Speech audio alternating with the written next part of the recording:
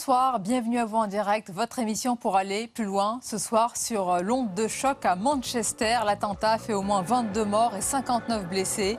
Les réactions se multiplient dans le monde pour dénoncer la lâcheté de cet acte. Un attentat revendiqué par le groupe terroriste État islamique. Alors avec un peu plus de recul ce soir, on va analyser les conséquences, la sécurité en Europe et en France, et puis la situation de la guerre sur le terrain moyen-oriental. Le débat avec de nombreux invités en notre compagnie. Dans cette émission aussi, l'actualité politique et sociale en France avec le chantier sensible de la réforme du Code du travail. Le président de la République a multiplié les consultations aujourd'hui avec les partenaires sociaux. Sur ce sujet, le match des idées opposera tout à l'heure notre chroniqueur économique Jean-Louis Gombaud à Emmanuel Soufi, journaliste spécialiste des questions sociales. Voilà donc pour le programme, merci de nous suivre et avant notre premier débat consacré à l'attentat de Manchester, voici le tour d'horizon de l'actualité du jour.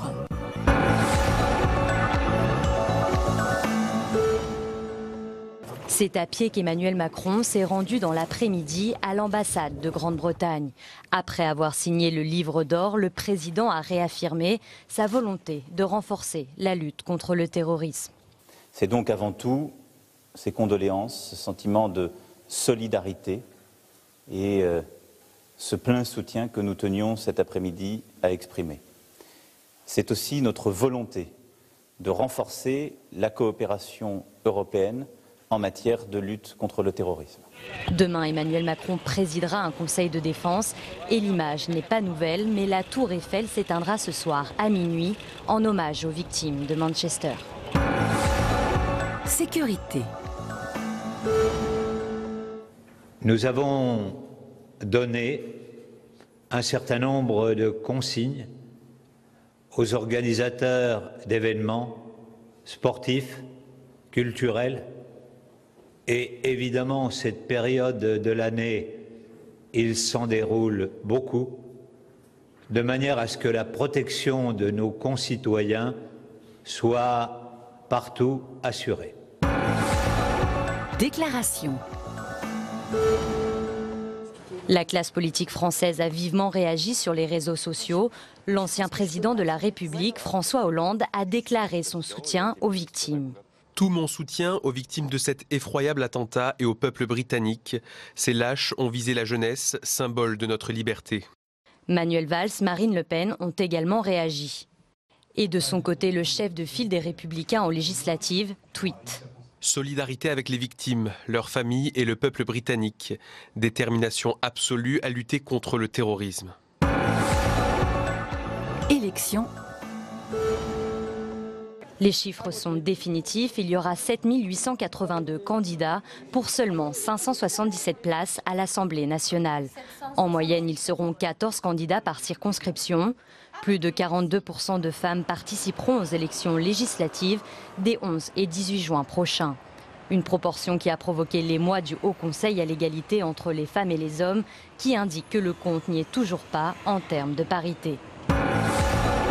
Déclaration. Mais imaginez que nos concitoyens ne vont pas donner une majorité au président de la République pour gouverner, je crois que ça ne sera pas le cas. Ça ne sera pas le cas parce que nos concitoyens savent que le président de la République a besoin d'une majorité pour réaliser le programme qui est le sien. Et que si ce n'était pas le cas, une cohabitation en début de quinquennat, nous savons tous que ça ne serait pas une très bonne chose. Parti socialiste. D'abord et avant tout un échange franc. Voilà, entre tous les sénateurs du groupe socialiste avec notre président. Moi, j'ai entendu ce qu'il a déclaré, qu'il fallait être dans la majorité présidentielle. Cela veut dire quoi? Cela veut dire que moi, qui suis candidat aux élections législatives avec la bannière du Parti socialiste dans la circonscription du Val-de-Marne, il faut aller voter pour le candidat En Marche qui est contre moi. Donc, qui a deux maisons perd la raison. Jacques Mézard, nommé ministre de l'Agriculture, c'est le sénateur des Républicains Gilbert Barbier qui devient président du groupe RDSE au Sénat. Un groupe charnière qui réunit en majorité des élus de gauche. Gilbert Barbier est actuellement le seul sénateur de droite à appartenir à ce groupe.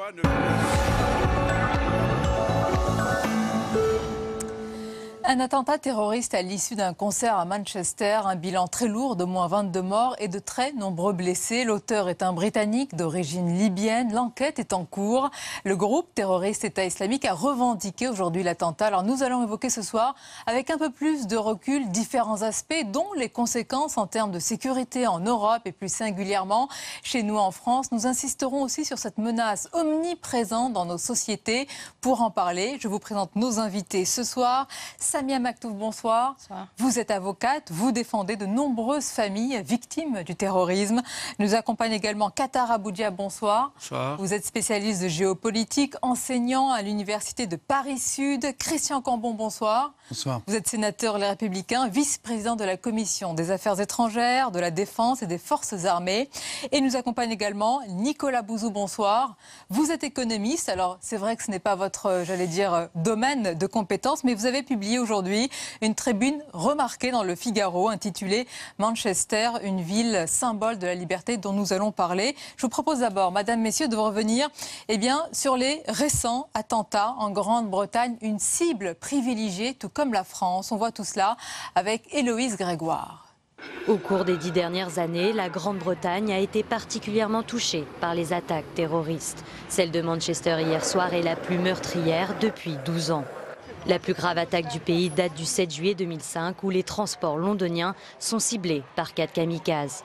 Le bilan 700 blessés et 56 morts revendiqué par un groupe proche d'Al-Qaïda.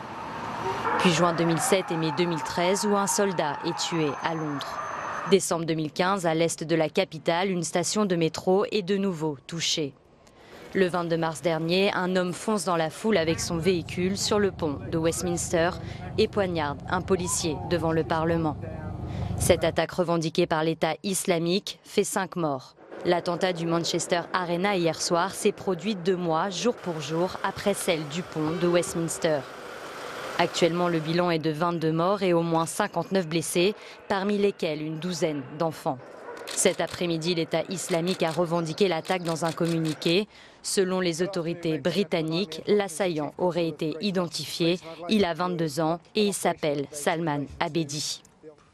Et d'abord, ce soir, Maître Samia Maktouf, évidemment, on pense d'abord aux familles qui ont perdu un être cher, pour certains un enfant, car il y avait de nombreux adolescents à ce concert. Vous accompagnez-vous des familles dans un très long chemin, pas seulement judiciaire, mais aussi plus largement un chemin de reconstruction dans la douleur. Ces familles britanniques, comme celles que vous défendez, Maître, font face à la barbarie, sans explication, à un acte qui frappe à l'aveugle. C'est toujours le plus dur. C'est extrêmement dur, parce que cette terreur qui s'inscrit dans la droite ligne de revendication de Daesh et de ce qui a été appelé par El Adnani, le ministre de la terreur de Daesh. Cette terreur, elle est vécue aujourd'hui à nouveau. Moi, j'ai eu aujourd'hui certaines des victimes, des clients qui étaient au Bataclan, qui étaient au Stade de France, de Nice également. Il y a 2 personnes qui m'ont appelé de Nice. C'est une douleur qui est vécue au quotidien. Et ce qui s'est passé à Manchester, malheureusement, n'aide pas ces victimes à penser leur douleur et avancer, parce que c'est très très dur. Vous savez, le chemin des victimes, le chemin qu'ils doivent accomplir est extrêmement lent et il est bordé de différentes complications. Ce n'est pas facile, il faut faire face à des démarches administratives. Oui, il y a eu des améliorations depuis la création du secrétariat d'État à l'aide aux victimes, mais pour autant, le chemin reste lent et les victimes sont seules. Et malheureusement, il faut le dire, même s'il y a eu des améliorations, les victimes restent encore seules, ainsi que leurs proches. On va en parler. On va parler de ce long chemin douloureux. Christian Cambon, cet attentat rappelle aussi tragiquement que la menace terroriste est partout, qu'elle est toujours omniprésente dans nos sociétés. Personne ne l'oublie, même si ces questions n'ont pas forcément beaucoup marqué. Ça peut nous interpeller. La campagne présidentielle dont nous sortons, des débats qui auraient dû être au cœur, justement, de ce moment démocratique s'il en est, on a l'impression qu'ils n'ont pas été abordés et qu'ils éclatent aujourd'hui, tragiquement, quand il y a une telle onde de choc. Le moins qu'on puisse dire, c'est que les grands thèmes qui agitent nos sociétés n'ont pas fait l'objet d'une grande attention de part et d'autre au cours de cette campagne. Et il faut des événements aussi tragiques, indicible dans l'horreur pour nous rappeler que malheureusement le mécanisme du terrorisme n'est pas stoppé et que nous n'avons au jour d'aujourd'hui, ni à droite, ni à gauche, ni nulle part, la solution miracle pour interrompre ce cauchemar. Donc, il est très triste, effectivement, que de tels événements nous rappellent à l'obligation que nous avons tous, où que nous soyons, dans quelque responsabilité que nous soyons, de trouver les moyens de se mobiliser.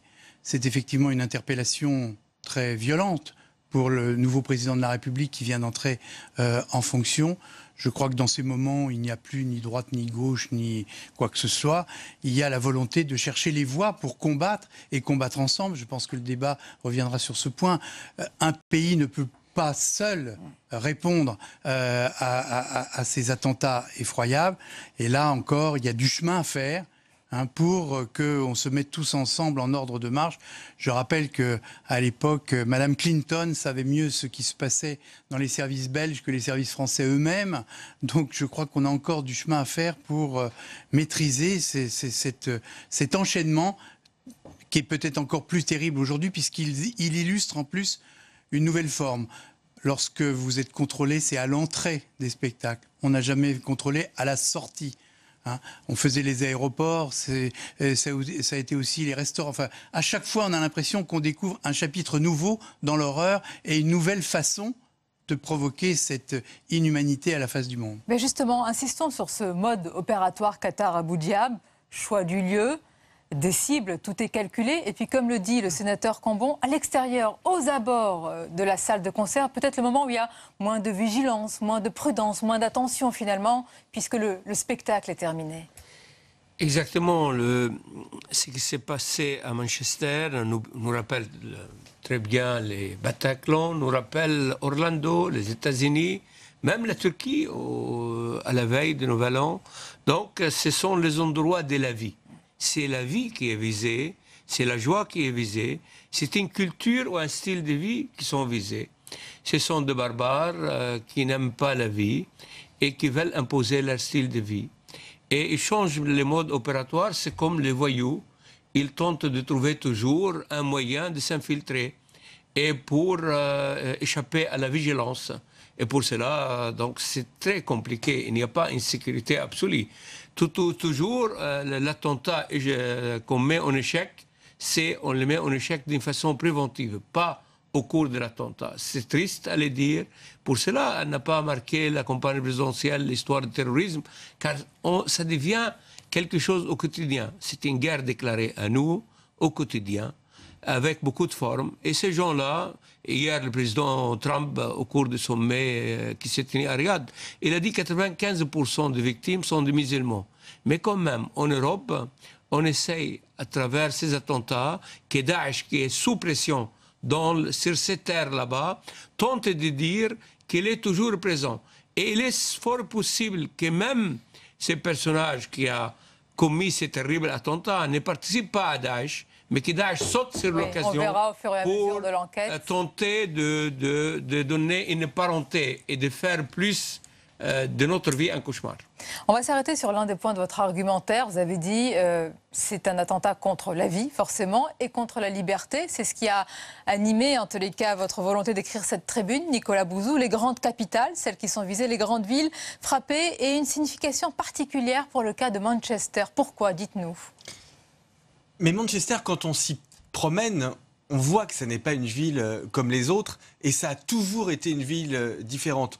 Au fond, ce qui singularise la civilisation européenne, c'est trois choses. C'est le développement économique et l'innovation, le développement économique et social, l'égalité homme-femme et plus globalement la liberté sexuelle, et puis une sorte d'avant-gardisme culturel. Et à Manchester, depuis 2 siècles, vous avez ces 3 éléments qui sont réunis de façon extrêmement forte. Manchester, ça a été la ville la plus riche du 19e siècle. d'abord dans le coton, à la fin du 19e siècle, dans le secteur de l'automobile. Rolls-Royce, c'est une entreprise qui a été créée à Manchester. La Ford T, la première grande voiture qui était produite pour l'Europe, elle était produite pour le marché européen à Manchester. Et encore aujourd'hui, Manchester est une ville extrêmement dynamique. On a en tête les films de Ken Loach, on a en tête The Full Monty ou Billy Elliot. Mais en réalité, c'est une ville aujourd'hui qui crée énormément d'emplois avec une université qui est l'une des plus prestigieuses. Deuxième point, donc, ville du féminisme. Dès le 19e siècle, les grands combats féministes se passent à Manchester. Une communauté gay, homosexuelle, qui a pu se montrer au grand jour extrêmement tôt. Et quand vous vous promenez dans Manchester, vous voyez bien les relations entre les garçons et les filles, entre les hommes homosexuels, les femmes homosexuelles. Vous voyez que tout ceci éclate au grand jour. Et puis, bien évidemment, et ça, je trouve que c'est absolument fascinant et ça rend l'attentat d'hier extrêmement touchant. C'est l'une des principales villes de la pop musique. Le punk, les Sex Pistols sont joués pour la première fois à Manchester. Le début des années 80, c'est vraiment l'explosion de beaucoup de très grands groupes pop, les Smiths, les Happy Mondays, tout ce qui va signifier ce qu'on appelle la scène Manchester. Et ça, vous avez l'une des plus grandes boîtes de nuit d'Angleterre qui s'appelle l'Hacienda, qui a été fermée maintenant, mais était à Manchester. On n'est pas très loin de Liverpool, hein, faut pas l'oublier. Donc vous avez une sorte d'environnement de la pop musique. Et donc quand vous vous promenez dans Manchester encore aujourd'hui, vous ressentez cette vibration tout à fait particulière qui fait de Manchester... Depuis des siècles, elle incarne la capacité d'une ville libre qui se réinvente sans cesse. Et en plus, aujourd'hui, c'est une ville où une bonne communauté musulmane s'est concentrée, et notamment libyenne, ce qui rend cet attentat encore plus terrible et plus triste. Bien sûr. Et Manchester, c'est une ville qui a connu un chemin extrêmement chaotique, notamment du point de vue économique et social. Le début des années 80, les années Thatcher ont été extrêmement difficiles, la désindustrialisation. Mais c'est une ville qui s'est transformée en permanence et... Le paradoxe, c'est ce que je dis dans l'article, c'est que bien que le Royaume-Uni soit sorti de l'Union européenne, alors Manchester a voté pour le Remain, a voté très largement comme Londres pour le Remain, mais la ville de fait ne sera plus dans l'Union européenne dans quelques années, et pourtant c'est une ville qui incarne incroyablement bien la civilisation européenne. Ce que nous aimons dans la civilisation européenne, c'est présent à la puissance 10 à Manchester. On va parler des conséquences du Brexit, peut-être en termes d'ailleurs dans le domaine du renseignement. D'abord, on va écouter les mots forts, forcément, les propos de Theresa May aujourd'hui.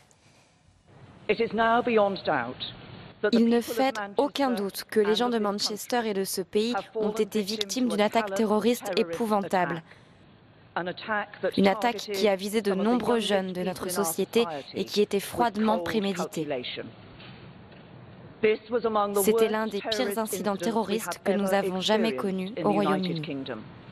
Et je reviens à ce que vous disiez, Samia Maktoum, vous avez fait le lien avec les familles de victimes d'attentats en France que vous défendez. Un attentat qui frappe Manchester, comme ceux qui ont frappé Berlin et Paris, ils ont ce caractère aujourd'hui qui est universel, qui nous touche tous. La menace est présente partout, on le sait, mais on le voit aussi par ce lien difficile, terrible dans la douleur des familles des victimes. Oui, c'est quelque chose qui unit l'ensemble des familles. Mais je voudrais au préalable, si vous permettez, revenir d'un mot sur le caractère de cette terreur qui frappe. Cette terreur qui frappe, elle a déjà souligné son envergure, ses contours, sa manière. Et ça a été signé depuis 2012. Excusez-moi de revenir aux attentats de Mohamed Merah depuis 2012. Mohamed Merah, en 2012, a dit ce que vous avez écrit, monsieur, aujourd'hui dans votre tribune, « J'aime la mort, vous aimez la vie ». Cette fascination et cette culture de la vie, elle a été dessinée. On avait la feuille de route des terroristes depuis 2012. On a attendu 2015 pour commencer à dire « c'est grave ». Mais rien n'a changé. Aujourd'hui, pour faire allégeance à Daesh, avant, ça se faisait avec un passage en Syrie, un apprentissage de la langue arabe et le maniement des armes. Aujourd'hui, de n'importe où vous vous trouvez sur cette terre, vous pouvez faire allégeance. Par les réseaux sociaux, vous pouvez faire allégeance. Ce que je veux dire, c'est que la méthode de Daesh n'a pas changé. C'est nos méthodes qui ne se sont pas adaptées. Et ils ne se sont pas adaptés parce qu'il y avait une écriture, il y avait un décryptage qui est toujours en retard. Les djihadistes ont toujours un pas ou deux pas, ou voire trois d'avance sur nous. Donc oui, il est temps qu'on se pose et qu'on tire les leçons et qu'on dise que s'est-il passé. Aujourd'hui, les victimes, ils sont toujours dans l'attente d'une réponse à une seule question. Pourquoi nos enfants? Pourquoi sont-ils morts? Pourquoi n'a-t-on rien fait pour les tuer? Il y a une maman dont le son résonne dans mon oreille. Elle me dit « Mon fils est mort à 24 ans ». Mais ce n'était pas une fatalité. Il n'est pas mort dans un accident de voiture. Il est mort parce que la France a été ciblée. Aujourd'hui, c'est la liberté qui a été ciblée. Aujourd'hui, les terroristes sont autour de nous. Ils vivent en nous. C'est comme un être humain qui vit avec un cancer. Le cancer est en nous. Alors, comment l'évacuer? Nous avons une grille de lecture qu'il faudrait un jour qu'on accepte à décrypter pour faire face au terrorisme, pour faire face et pour lutter valablement contre le terrorisme, parce que malheureusement... On ne l'a pas suffisamment fait encore. On ne l'a pas suffisamment fait, et ce n'est pas pour critiquer quiconque, mais il faut dire les choses. Nous n'avons pas les éléments, nous n'avons pas décrypté. Et ce qui, depuis 2012, a été annoncé. Nous avons une feuille de route claire. Depuis 2012, Christian Cambon, vous qui présidez, alors c'est intéressant, une commission au Parlement français, vraiment, pour les affaires étrangères, la défense, les forces armées. Quand vous entendez j'imagine que vous entendez quand même souvent ce genre de discours. Où est passé l'électrochoc depuis 2012, Emera? Combien d'attentats? Je crois, maître, que vous avez raison, mais il y a eu une progression dans l'horreur. Car si on parle de l'attentat de Mera, on a pensé à ce moment-là que c'était la communauté juive qui était visée. On a pris des mesures. Il y avait 3 soldats, dont 2 musulmans. Après, dans justement. le premier, Imad Mziaté, pendant longtemps, on a pensé que c'était la communauté juive qui était visée. Puis après, effectivement, ça a été les militaires. Et puis au fur et à mesure, on a l'impression que le spectre de l'horreur s'élargit. Et maintenant, on voit bien qu'il y a quelque part la volonté de frapper les imaginations par la densité de l'horreur, car dans ce spectacle, ce sont des enfants, ce sont des préadolescents, ce sont des filles et des garçons de 11, 12, 13 ans. Et nous, car certes, j'exerce ces responsabilités ici au Sénat, mais je suis maire dans le Val-de-Marne, à Saint-Maurice. Notre angoisse, c'est qu'un jour, sous couvert d'une entreprise qui vient faire des travaux dans une école, quelqu'un vienne se faire exploser à 10h30 au moment de la récréation. Voilà les inquiétudes, parce qu'effectivement, le spectre de l'horreur s'est élargi et peut-être n'a-t-on pas voulu comprendre les messages qui nous ont été envoyés.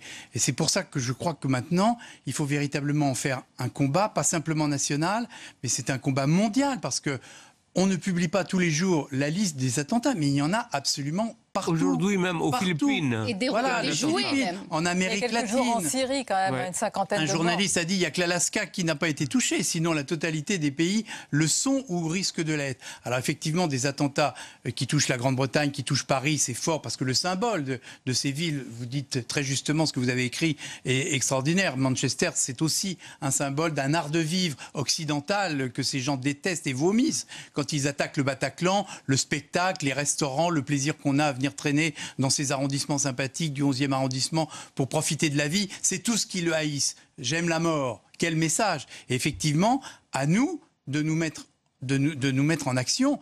Mais c'est très compliqué. C'est très compliqué parce qu'à chaque fois, on a l'impression d'être en retard. Je dis, maintenant, c'est les sorties de spectacle. Va-t-on de nouveau faire passer les gens sous des portiques ou va-t-on inspecter la totalité d'un quartier? Mais demain, ce sera un marché comestible. Mais demain, vous avez des rassemblements partout et vous ne pouvez pas veiller en permanence dans un aéroport. Vous faites la queue partout. Vous pouvez faire des kyrielles de morts effroyable. Avec, donc, si on peut l'appeler ainsi, Qatar Abu Diab, un terrorisme hybride, avec des outils, des instruments pour donner la mort, comme un engin explosif, un camion ou un simple couteau, tout simplement. Oui, ce qui est grave, c'est un terrorisme qui n'a pas besoin d'un financement et qui n'a pas besoin de moyens.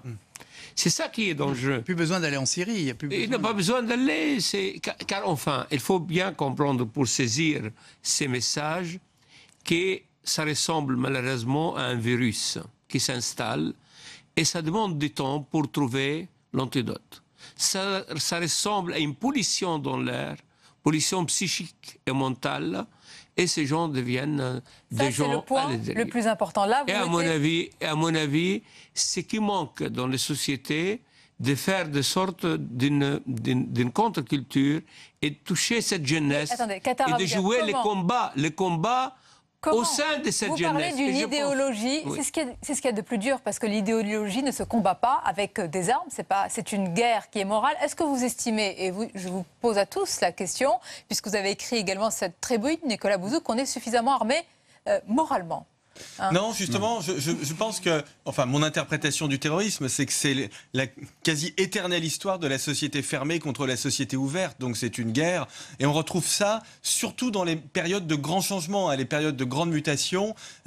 Athènes contre Sparte, les guerres de religion à la Renaissance. Le 19e siècle, qui est un siècle de très grands changements.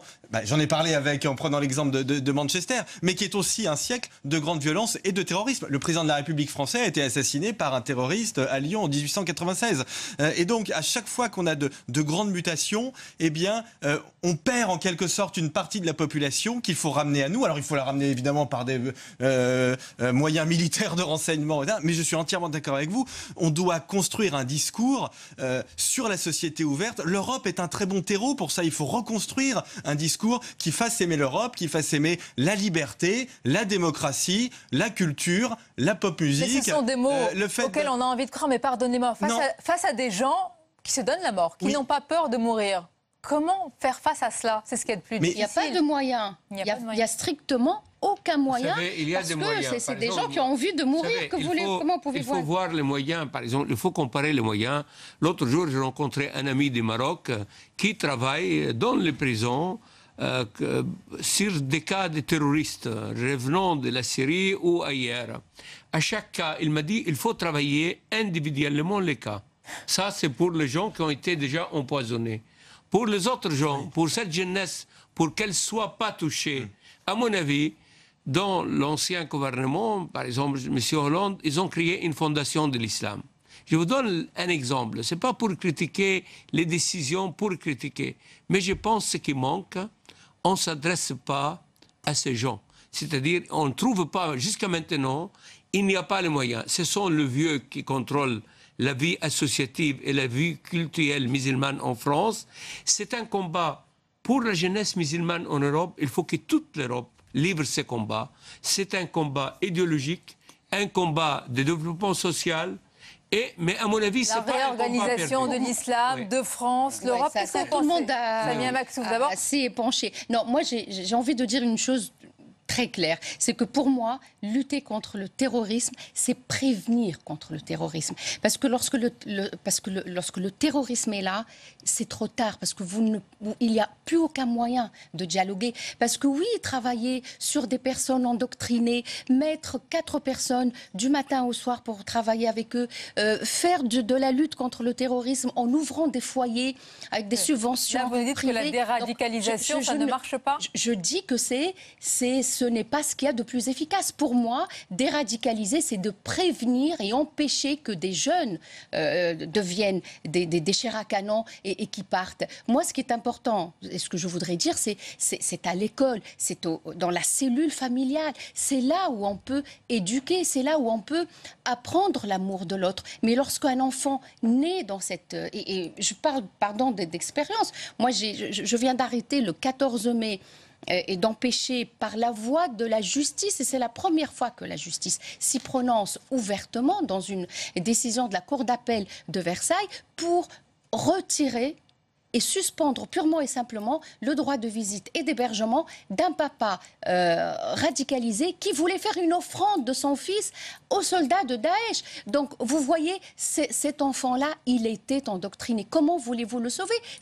Bien sûr que ça a été un long combat de faire admettre cette décision de justice. Ça a duré 2 ans, parce qu'en première instance, le juge considérait que c'était un droit naturel et qu'on ne pouvait pas empêcher un papa de voir son fils. Quel que soit le danger pour l'enfant. Et pire encore, c'est pour ça que je dis qu'il faut qu'on forme nos magistrats, il faut qu'on forme non seulement nos juges, mais également nos magistrats, parce qu'en première instance, la magistrate a dit on ne peut pas empêcher un papa de voir son enfant. Sauf que ce gamin-là, il devait faire partie d'un voyage. Et on avait les preuves et on les a apportées, ces preuves, devant le juge pour qu'il, enfin, décide de retirer ce droit d'hébergement et de visite. Vous voyez que nous sommes très très loin. Parce qu'il faut faire un travail de formation, non seulement auprès de nos magistrats. La présence de Maître Maktouf est importante parce que, j'allais dire, elle nous ramène aux réalités concrètes. J'ai mis 2 ans pour obtenir ce retrait, alors que ça paraît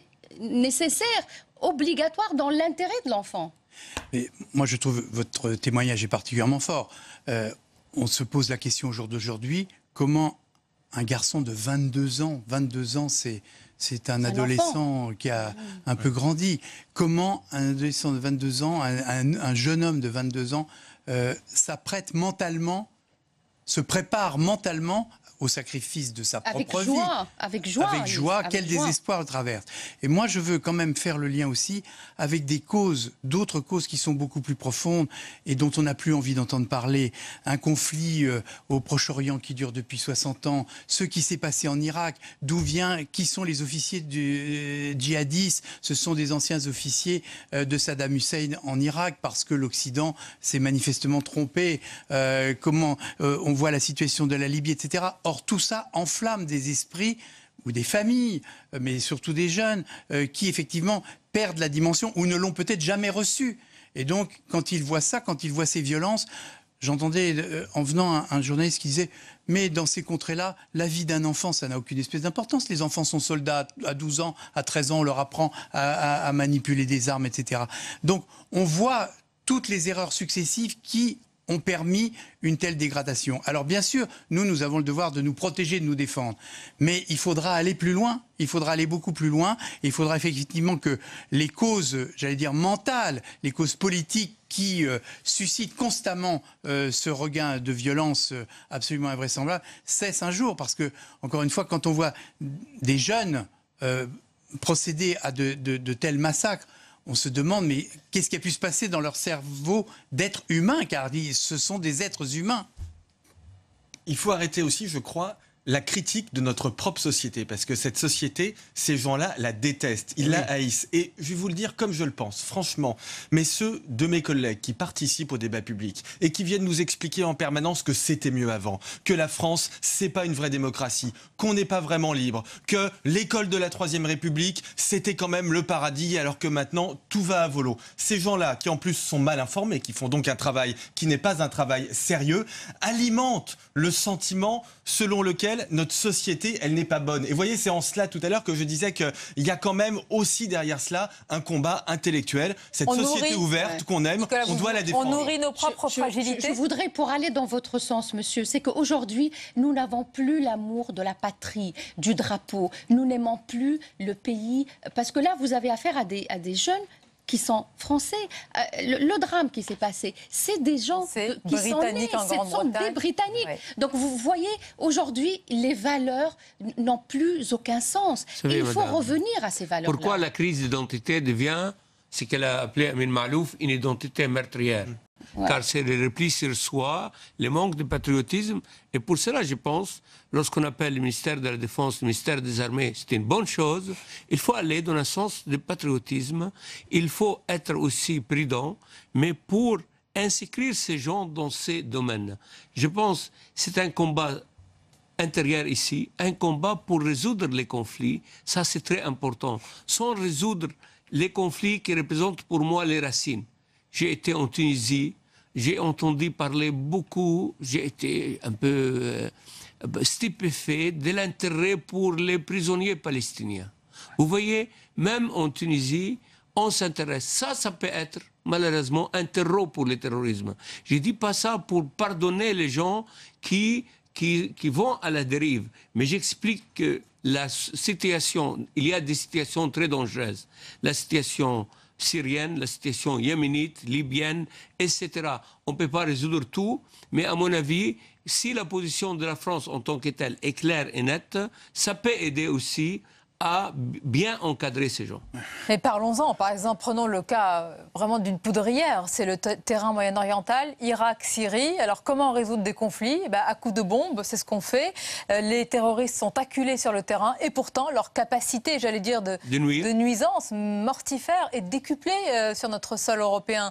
Donc, une fois que ces poches-là seront peut-être éradiquées, vous qui connaissez bien ce terrain-là, Christian Cambon, que faire après si l'idéologie elle-même n'est pas combattue? Mais dans ce cas-là, il faut que la société se défende. il faut que la société se défende parce que pendant longtemps, nous avons un peu baissé la garde. Enfin, je veux dire, le constat, il est le même. Vous parliez à un instant des valeurs, du drapeau, etc.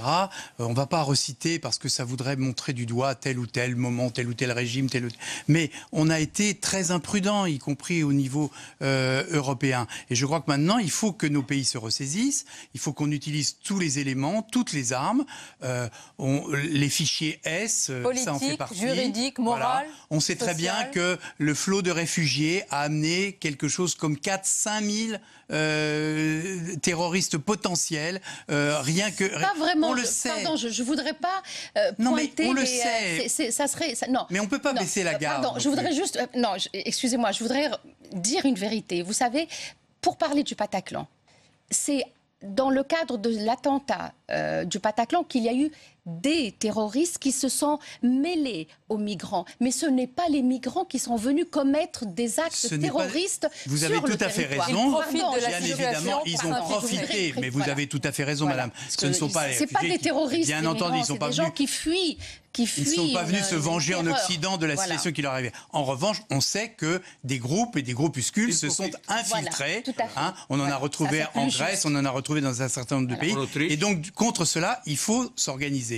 Nous avons ce disposition... C'est la preuve que les terroristes profitent de tout. Oui, même des migrants qui sont du... Il y a les fichiers S, il y a la contamination au sein des prisons. On ne cesse de dire qu'il n'y a pas assez de places de prison. Il n'est pas possible, il n'est pas normal. Il faut que ça arrête très rapidement. Ça va être une feuille de route du nouveau gouvernement. Que des jeunes soient mis au contact de djihadistes au sein même de la prison. On s'aperçoit qu'il y a des contaminations qui sont réelles. Le renseignement en prison, comment se passe-t-il le renseignement en prison? On sait très bien qu'ils sont ceux qui sont sortis et ceux qui sont passés à un acte terroriste ont été formés et ont eu des mentors en prison. Je commence par Mohamed Merah, par Koulé Kouachi, la liste est très longue. Et il faut aussi former des gardiens de prison qui comprennent les langues qui sont pratiquées dans ces pays. Ça passe par ce genre de choses. Non, monsieur. Et ça existe aussi, madame. J'ai la prison de Fresnes dans mon département. Ne parlez pas la langue arabe. Ce sont des Français. Donc vous voyez, pardonnez-moi, on se trompe de discours quand on dit il faut apprendre la langue arabe aux gendarmes. Non, c'est des Français, ils parlent français. Ce qu'on leur a pas appris, c'est le décodage. C'est comment décoder cette culture de la mort.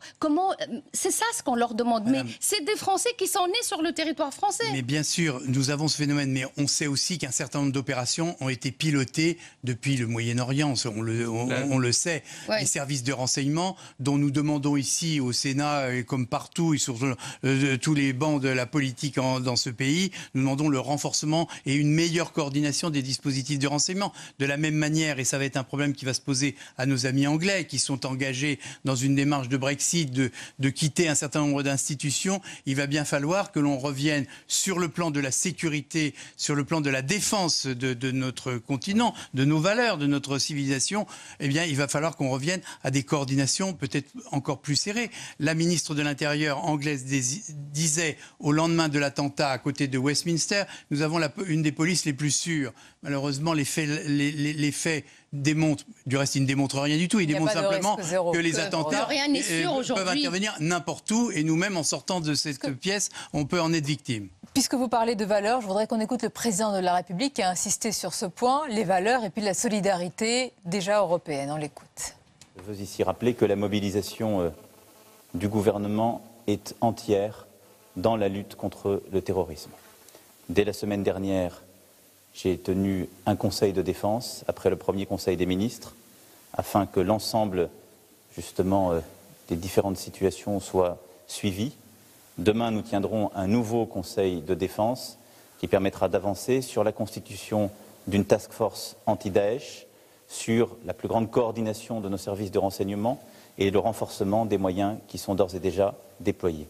Voilà, il y a les mots, il y a l'action en matière de renseignement. C'est vraiment l'épine dorsale de la lutte contre le terrorisme. Mais je voudrais qu'on conclue sur un phénomène qui est probablement le défi des prochains mois, des prochaines années. Samia Maktouf, c'est le retour. Ceux que l'on appelle les revenants. Ce sont ces combattants en Syrie et en Irak qui reviennent déjà sur le sol français, sur le sol européen, dans d'autres pays, notamment en Tunisie. Alors c'est face à eux que le problème est énorme. Ce sont des gens qui ont probablement combattu. Alors là, la mort, ils l'ont côtoyé de très près, ils l'ont même donné. Et ces gens-là, eh bien, ils vont venir sur le sol avec probablement tout un processus judiciaire, de prison.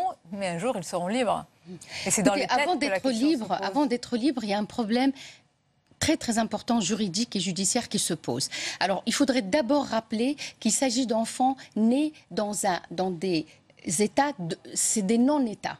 Puisque Daesh n'est pas un État, et donc un enfant qui est né là-bas, parce que la maman a rejoint le combattant et ils ont mis au monde un enfant. Cet enfant n'est pas reconnu par ce non-État qui est Daesh. La France ne reconnaîtra pas, bien entendu, si tant est qu'un certificat soit donné. Après, le problème qui se pose, ils sont de deux natures. Il y a des mamans qui souhaitent revenir aujourd'hui. Moi, j'ai été contactée par 2 grands-parents dont les belles-filles veulent rentrer avec les enfants. La France n'est pas armée aujourd'hui, pardon pour l'expression. Ce sont des mamans sûrement, mais une question des victimes qui ont rejoint leurs compagnons djihadistes ou des sœurs de Daesh, comme on les appelle. Des complices. Non, mais peu importe. À partir du moment où ces mamans veulent revenir, il faudrait que l'État s'organise pour les faire revenir. Alors, que se passe-t-il lorsque ces mamans reviennent avec les enfants? Elles sont, et elles acceptent, et les grands-mères, les grands-parents disent, nous préférons les voir en prison en France que là-bas, sur le... Il n'y a pas le choix. On n'a pas le choix. En Mais France, le problème, et c'est là où je voulais en venir, c'est le sort des enfants. Quelle est la faute, quel est le tort de ces enfants d'être nés de parents qui ont choisi d'aller combattre et renforcer les rangs de Daesh? C'est pour ça qu'aujourd'hui, le problème auquel la France va être confrontée, c'est le sort de ces enfants qui sont nés de 2 parents français, que lorsque la maman sera sur le territoire français, elle sera judiciarisée et crouée, mais l'enfant, il ne faut pas qu'il soit confié à un foyer. Est-ce qu'on connaît le nombre de ces enfants alors, sans patrie, sans nationalité? Le chiffre qui est avancé, c'est aux alentours de 500 personnes à peu près, mais 300 enfants. Mais le problème, c'est qu'un cadre juridique doit leur être réservé. Et si les grands-parents, et il y a un combat qui est aujourd'hui, je voudrais le rappeler, mené par des grands-parents qui considèrent que ces enfants doivent être élevés par eux pour ne pas faire d'autres Mohamed Merah grandissant dans des foyers. En tous les cas, autant de défis. Je vais vous laisser conclure. Je pense que pour les revenants, ils sont des gens irrécupérables. Les gens qui sont restés jusqu'à maintenant avec Daesh ne sont pas des gens qui peuvent être acceptables. Je pense... Mais s'ils sont français, vous ne pouvez pas leur dire, je vous reçois pas. Oui, mais j'ai dit, la réalité... C'est un véritable problème. C'est un véritable problème, parce que... La réalité est très dure, mais il vaut mieux qu'il soit liquidé là-bas. Je parle en tant qu'avocate. Ce sont des ressortissants français, la France doit clarifier le cadre. Clairement, pour des gens comme ça, il faut qu'ils soient éliminés. Il faut qu'ils soient éliminés. Neutralisés, moi ça, c'est pas ma décision, mais je pense que... Moi, c'est une avocate qui parle, c'est une avocate qui parle, je ne peux pas avancer le terme que vous avez utilisé, qu'il faudrait, bien sûr qu'ils ont fait des choses impardonnables, horribles, criminelles, mais la différence, vous savez, la différence entre la France et Daesh, c'est que la France est un État de droit. C'est ça ce qui est Mais on sait que la France, une on l'a su dans un livre, elle a neutralisé ces djihadistes sur place. Il faut régler le cadre. Vous avez tout à fait raison, puisque c'est votre métier, c'est votre vocation. Il faut bien qu'il y ait des gens aussi qui donnent la dimension humaine, mais il faut aussi comprendre qu'un pays ne peut pas accepter de voir une partie de ces jeunes ou moins jeunes partir pour aller organiser le djihadisme, le terrorisme avec les attentats d'épouvante et les regarder revenir. Non, ça, et leur c'est dire, moral. écoutez, Ça, c'est des questions morales. Ça, on va vous faire un petit séjour pour voir si vous êtes bien dans les clous, etc. Nous, personnellement, on est plutôt sur la ligne de ne plus réaccepter ces gens qui se sont malheureusement illustrés dans le crime. Nicolas Bouzou, un mot pour conclure. Manchester, un mot. Non, je voudrais réagir 30 secondes sur le terme de la première ministre britannique qui dit, c'est quelque chose que j'entends souvent, ce sont des gens lâches. Je n'aime pas qu'on soit imprécis sur les termes. Se faire sauter, c'est pas de la lâcheté. Si on qualifie mal nos ennemis, je pense qu'on aura beaucoup de mal à les combattre. Ce ne sont pas des gens lâches. S'ils étaient lâches, ce serait sans doute plus simple. L'importance des mots pour combattre, ça commence déjà par ça. Merci en tous les cas pour ce débat et vos analyses. Merci à vous. On va poursuivre notre émission. Tout autre sujet, on va revenir à l'actualité politique en France. Elle est également sociale, avec le chantier ô combien sensible de la réforme du Code du travail. Le président de la République a multiplié les consultations. On va en parler avec nos invités dans quelques instants. Et c'est juste après cette courte pause. À tout de suite.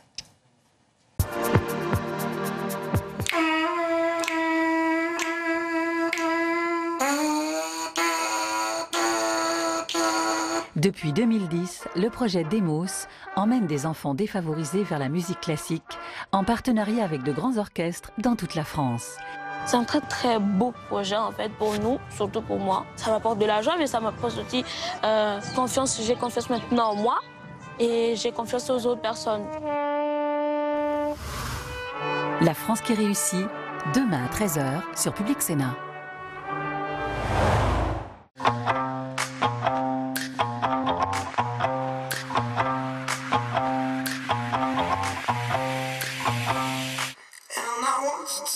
Je ne suis pas l'homme providentiel. Pas de chance, hein, pour ceux qui le guettaient, mais je ne le suis pas. Il y a urgence à abolir la monarchie présidentielle actuelle. Je fais le serment de donner tout ce qu'un patriote peut donner à son pays. J'ai été la voix du peuple de France qui n'en peut plus. Qui n'en peut plus. Mais jamais nous ne devons céder aux sirènes de la peur, de la haine. Tout le monde nous disait que c'était impossible. Mais ils ne connaissaient pas la France.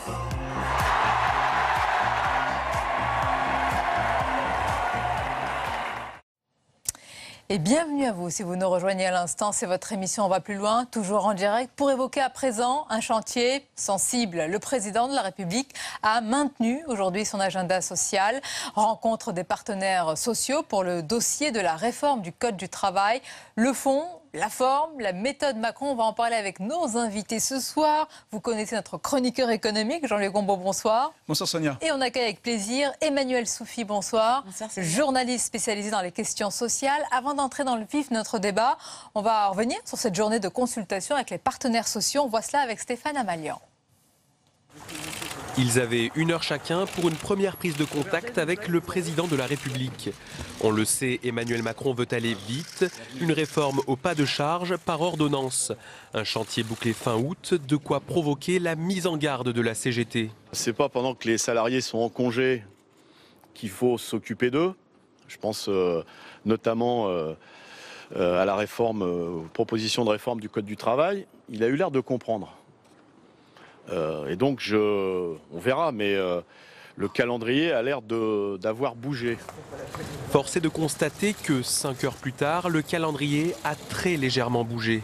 Le calendrier qui nous a annoncé, enfin en tout cas que m'a annoncé le président de la République, est celui d'une grande concertation d'ici l'été, avec une loi d'habilitation pour l'été prochain et très certainement à la rentrée, un vote à l'Assemblée nationale sur ces ordonnances. Sur le fond, le président a aussi confié au patron de la CPME le principe d'un moratoire pour renégocier les critères de la pénibilité, demande appuyée du patronat. Les discussions de fond se poursuivent dès demain avec Édouard Philippe et Muriel Pénicaud, la nouvelle ministre du Travail. Reste une inconnue, le résultat des législatives.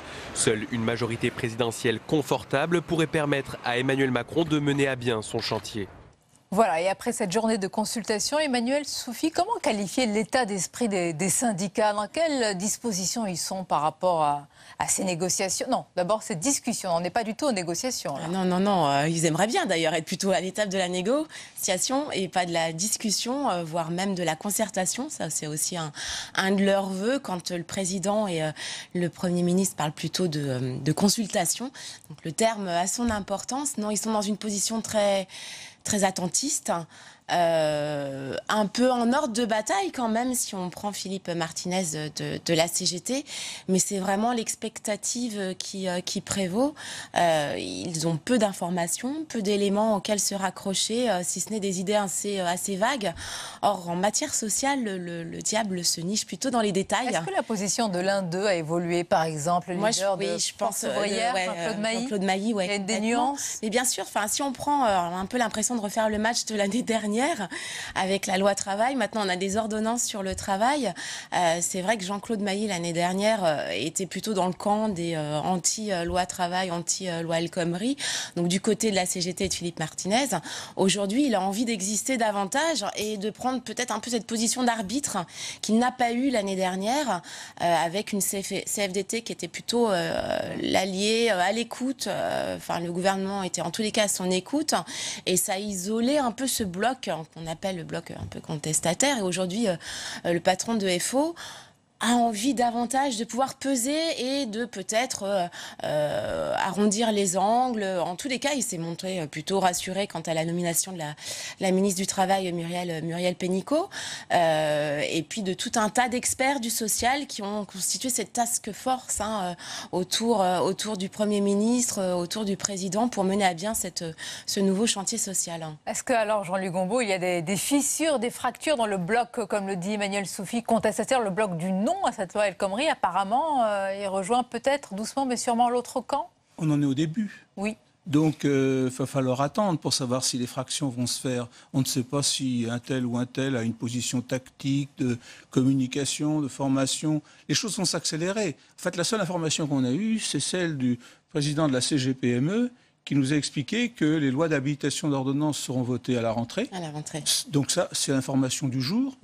Et puis, ce qui se passe, c'est que ça va aller très vite. Ça va aller très vite. C'est-à-dire qu'on n'est même pas à la consultation, on est à l'information aujourd'hui, simplement. Et même, je dirais même à la présentation.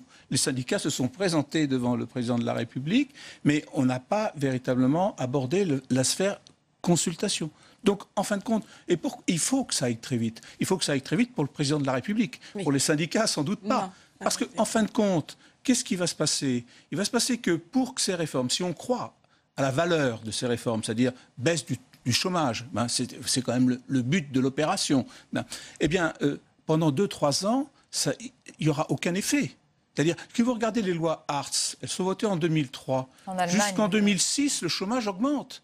Donc, 2-3 ans, le nouveau code du travail sera, non pas voté, mais enfin, il sera adopté en janvier. Pendant 2-3 ans encore, on peut croire que le chômage va continuer d'augmenter.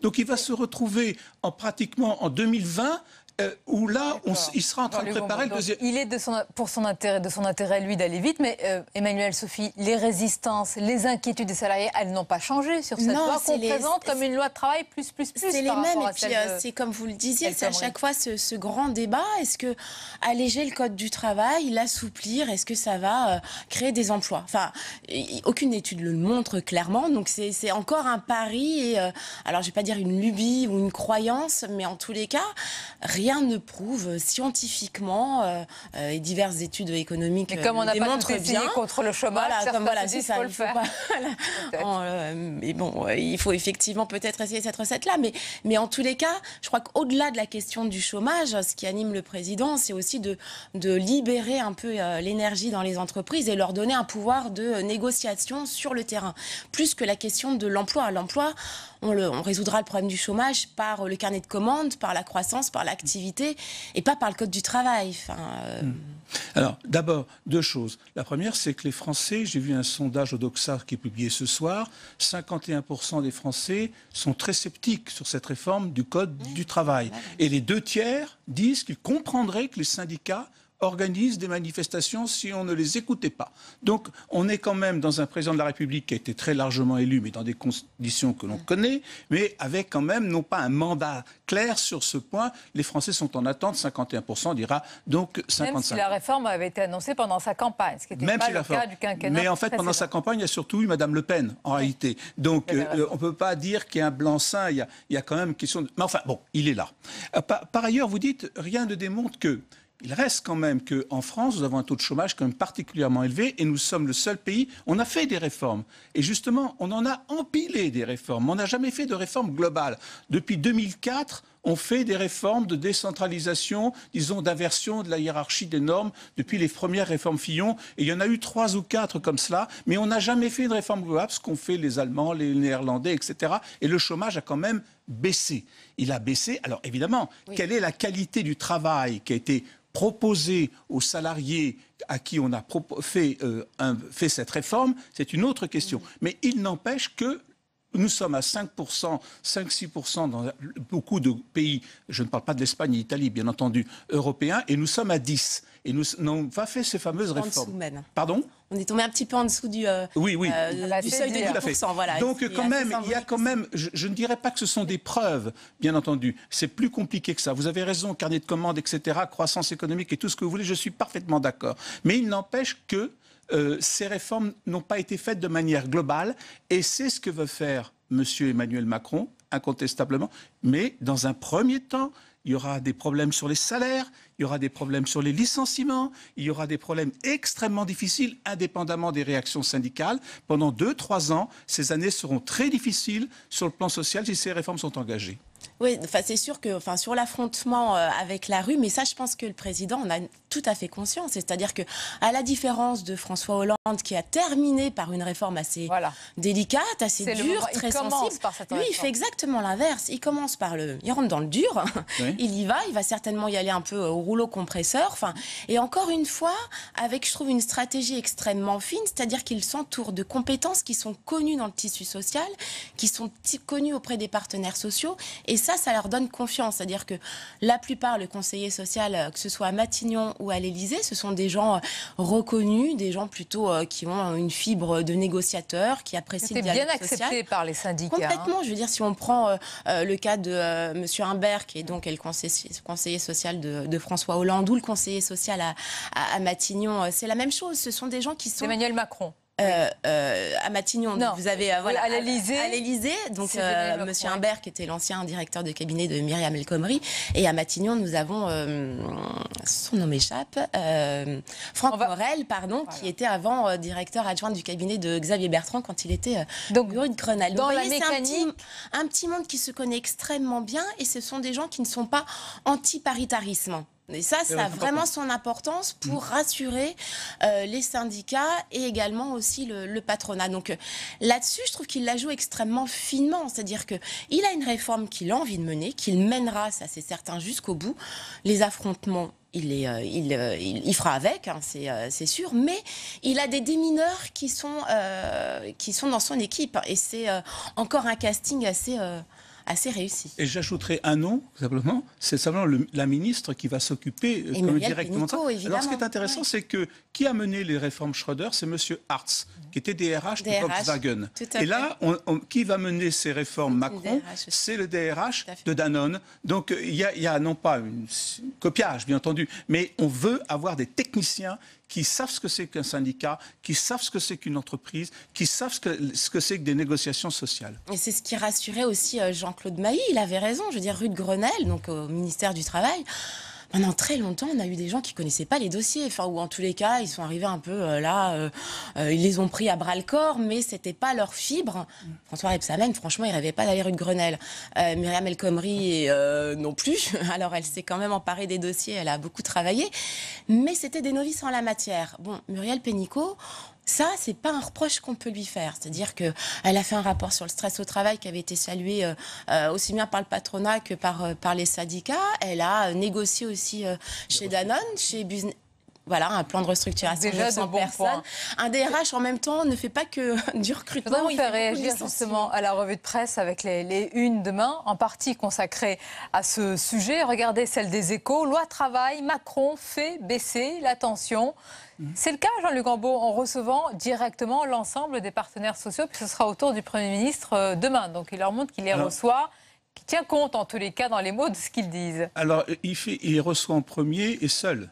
C'est-à-dire, le chef ici, c'est moi. C'est-à-dire que ça soit la loi Macron 1. C'est-à-dire, ça sera la première loi. Ce qu'il n'a pas pu faire, celle qu'il n'a pas pu faire. Et donc, c'est vraiment moi qui vais la signer et qui vais les autres, vous allez vous occuper Autre lecture, celle de l'humanité. Regardez, Emmanuel Soufi, Code du travail, les syndicats mettent en garde Macron. Je vous l'ai dit, autre lecture. Donc, on verra. En tout cas, ce sera un premier test de résistance pour le couple exécutif Macron-Philippe. Mais en tous les cas, il a déjà le calendrier, il a déjà un peu retardé les choses. C'est-à-dire qu'on parlait d'ordonnances en juillet. Enfin, initialement, c'était ça. Là, on est plutôt sur des ordonnances qui seraient adoptées sur le mois de septembre, le mois d'octobre. Oui, on a glissé sur le calendrier. Mais on glisse sur le calendrier. Donc ça. Et je voudrais qu'on termine sur cette, évidemment, c'est l'actualité du jour et bien au-delà, avec cette une forte de Libération. Manchester, vous allez la voir, l'enfance assassinée, au moins 22 personnes tués, parfois très jeunes, de très nombreux blessés, plus de 50, 59 blessés dans une attaque qui a été revendiquée par l'organisation terroriste État islamique et dont nous avons largement parlé dans cette édition. Merci en tous les cas pour votre analyse. Merci Jean-Luc Gombault, Emmanuel Soufi. On arrive à la fin de cette émission. Dans quelques instants, comme tous les mardis, ce sont les moments choisis de l'émission L'épreuve de vérité. Je vous retrouve avec plaisir demain soir. Belle fin de soirée.